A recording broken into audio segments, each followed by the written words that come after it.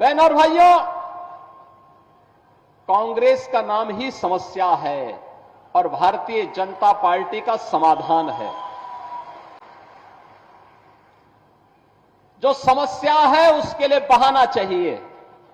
कांग्रेस हमेशा बहाना बना करके देश की जनता को बेवकूफ बनाती रही है और यही कारण है देश में आतंकवाद की समस्या हो, उग्रवाद की समस्या हो, नक्सलवाद की समस्या हो, जातिवाद की समस्या हो, क्षेत्रवाद की हो, भाषावाद की हो, ये जितना भी विभाजन की बीज हैं, ये सभी विष बेल को बोने का कार्य, उसको पलवित और पोषित करने का कार्य कांग्रेस ने देश के अंदर आजाद भारत में किया।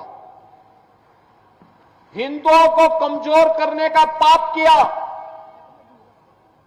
और इनके पाप का परिणाम है यह आतंकवाद। कांग्रेस की सरकार जब केंद्र में थी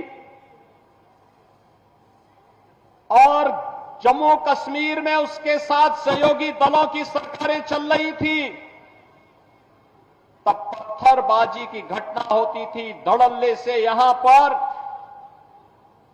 किस तरह की घटनाएं होती थी किसी से छुपा हुआ नहीं है। लेकिन आपने देखा होगा पिछले कई वर्षों से मोदी जी के आने के बाद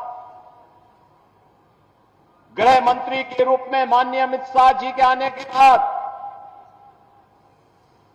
आतंकवाद अंतिम श्वास गिन रहा है और पत्थरबाज पूरी तरह गायब हो गए हैं।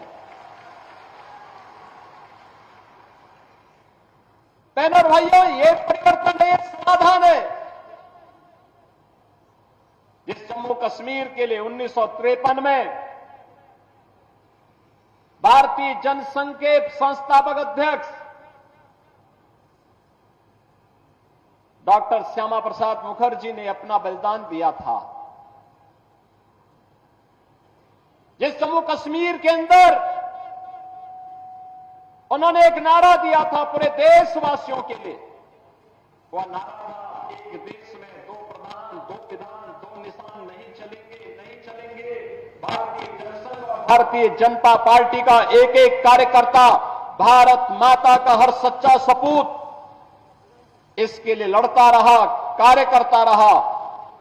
डॉक्टर श्यामा प्रसाद मुखर्जी के उस सपने को साकार करने का कार्य किसी ने किया है तो प्रधानमंत्री मोदी जी ने किया। 370 सदैव के लिए समाप्त कर दिया, 35A सदैव के लिए समाप्त कर दिया। आतंकवाद की नर्सरी समाप्त हो गई।